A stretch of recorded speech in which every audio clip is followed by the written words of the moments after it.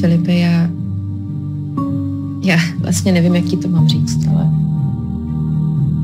moje pravé jméno není Vicky. Stop!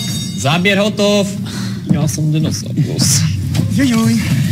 Pokračujem? No, a kdo je na řadě? Tady to máš. Zase já? No, jasně. Tak pojď. Počkej, uděláme to trošičku zajímavý. Klasická Eva. To si dej. Tak já jdu, jo? Je to samec? Ten největší v širokém okolí. Totální alfa. Aha. Dobře, patří mezi ohrožený druhy? Jo, bohužel takový už tu moc není. No. A má parohy? Ten... Myslím, že ne. Myslím, že ne. Ne. Dobře. Žere maso?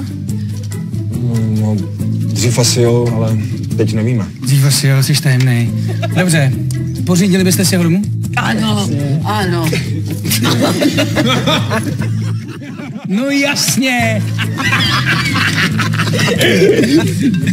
No hele, jo, vlku?